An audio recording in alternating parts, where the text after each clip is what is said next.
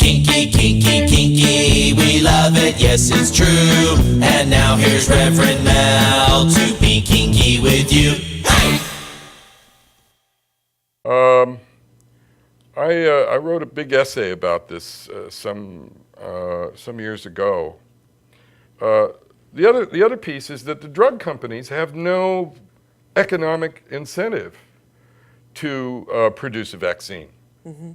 Because what's in it for them? They'd much rather have people on expensive drug regimens for maintenance of their lives for forever. I mean, because that's a revenue stream that they can count on. There's no financial incentive for the drug companies to come up with a vaccine. That's thousands and thousands of dollars a month. Yeah, I mean, okay, so you get a vaccine.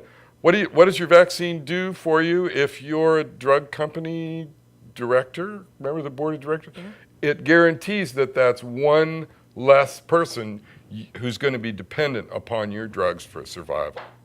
So there are a lot of very complicated issues that impact the HIV seroconversion issue. Lastly, but certainly not leastly, if that's a word, vigilance about HIV is exhausting. Mm-hmm. Because when you think about having a magical sexual experience with someone, you think about letting go. You think about not being vigilant about what's risky, what's safe, what's dangerous. You always have to sort of be a little bit not in the experience so that you can look back and make certain that you're not putting yourself at risk. It's unnatural to be vigilant about sex. So, and some people are better equipped emotionally to do that than others. Others just don't want sex with vigilance. So they say, I'm going to seroconvert, get it over with, get on the drugs, maintain, and I'll take my damn chances. And we can't be surprised that people make that decision at all. Yeah, and there's another chat question. We have a chat question? Oh, keep going? No. I guess. So there you have it. I mean, we could talk for 10 hours about the whole business of HIV stuff. I'm not going to ask you any personal questions because of what you do for what you as a therapist, but you. Thank you, I appreciate that. But you and I'm not going to ask you about any of your cases or anything like that. But I know. But you must also are a lot of the people that you do see, are they in with the BDSM lifestyle? Most are, probably about 90%. And but I also see poly people because they figure that I'm likely to be a little bit less judgmental about poly relationships, and that turns out to be true. So I've been, I see a certain percentage of my clients are people in poly relationships, and a certain percentage of people I see are transgendered as well. Usually female to male transsexuals who are in transition of sorts. So I have a lot of practice with that population as well. Yeah, it's good to have someone to go to. And how can they get a hold of you again? The easiest way is probably to call my office number 323-464-1659 or Guy Baldwin at AOL.com, all one word. That's been my email address since back when the earth was cooling, and AOL used to cost us $30 a month. Remember that? Oh yeah. Remember when AOL was $30 a month and it was dial up and you'd have to, you'd hear all the modems and the stuff sort of buzzing and whistling at you. Was that when Al Gore created the internet? No. It was long before that. Long before that. Back when Taft was president, Well, the light bulb went off in my head because when I was trying to get a hold of you and I couldn't get a hold of you, and it took Steve to be here on one of the shows, and then he said Guy Baldwin at AOL, and I went, duh, click. Duh. Yeah, made sense. I mean, I know that people hate AOL, but I love AOL. I've had that email address forever, and I can't get rid of it now. I couldn't get rid of it if I wanted to. So there is a chat question after all, huh? Okay. Yes, Boo Boo Bunny in the chat. What slow? Boo Boo Bunny. That's her name is Boo Boo Bunny. Okay. Boo Boo Bunny.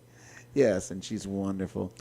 She would like to know if you ascribe to the idea that there are more people from broken backgrounds in BDSM than in the vanilla world. Then what? Than in the vanilla world. Well, at some level, we all come out of the vanilla world, don't we? Yep. Yeah, I think we all start with the vanilla orientation. There may be a few people who sort of come out immediately as kinky, but or maybe have I understood the question correctly? I'm not sure. I think the question is there more people that are come from a bad background that are into BDSM Then from a vanilla background? Is it vanilla is good? or- and I'm not quite sure. I or follow that. non-abusive? Is that what it is? A non-abusive or abusive family upbringing? Broken Broken what? Broken homes? background. Broken backgrounds. Well, I would. She's asking me a statistical question. And in order to answer a question like that confidently, we'd have to conduct some research and really devise questionnaires to find out what was in people's background. And we don't have the money for that kind of research. So the correct answer has to be, I don't know. And I don't know anybody who does know, because the government isn't willing to finance research like that on the backgrounds of people in perverse sexualities. They don't want to know. Nobody can afford to do the research, so I don't know. When I teach at the Lurt Assad, I teach a class for new people in the Mm-hmm. lifestyle. I've been teaching it for about 5 years. And one of the things that I do ask in my Is? very first class, we're all perverted because we've come from abusive relationships and abusive backgrounds. We are? And that I ask this question, and I ask, is this right, is this correct or not? And we walk around the room, and I will say, have you been abused as a child, or were you ever abused? And the most comment that I get from most of the people is, no. And I do You don't know what that means. Does that mean that they're afraid to be identified as the victim of an abused person? I think they feel that they get into this lifestyle. How do you know they're telling the truth? You ask them in front of other people. That might influence how they respond. You see, this is one of the reasons that I went after the degree that I went after. And your degree is Master of Science. And that has a research component to it. So I know when you ask people for information, the setting in which you get the answers is often what determines the answer you get. didn't occur to me. Yeah, who wants to say, well, yeah, I come from an abused background in front of a bunch of strangers.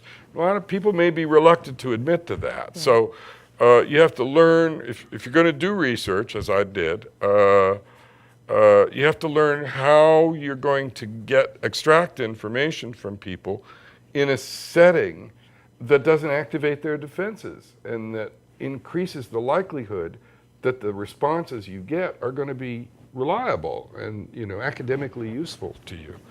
So, and it's tricky stuff. And to really do that kind of research well requires a lot of time, a lot of money, and it's always best when the researcher doesn't have an emotional investment in the answer. Well, we get a lot of people right now that are doing their theses, and they're running, and Yes, that's so exciting. I mean, it took me a while to find a committee that would sit still for the kind of research that I wanted to do when I was in grad school.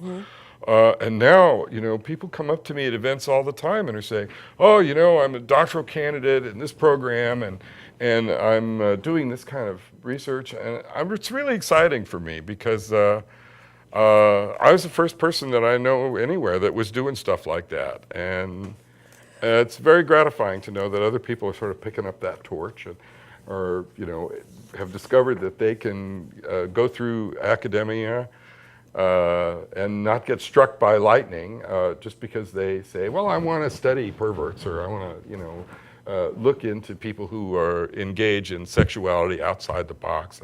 And faculty people in universities all across the country saying, oh, that's cool, we're glad that you're going to do that. And I never would have guessed that in my lifetime that would happen. So that's pretty much fun. But you generated some of that because of the gender identity research group. You spoke up and you said to them that you think that the mental health has misunderstood all of this. Yeah, boy, I was driving a fully loaded gasoline truck through a fire and didn't even know it at the time. But yeah, I knew it was bullshit. Mm-hmm. I mean, the professional psychiatric and psychological community presumed that we were sick. Mm-hmm. And I knew that was nonsense. And they considered us sick for a while, but you know what? We've got to take a break and we'll be right back. And we're going to talk more about, are we sick? So we'll be back with my wonderful guest, See you in a Guy bit. Baldwin. Bye.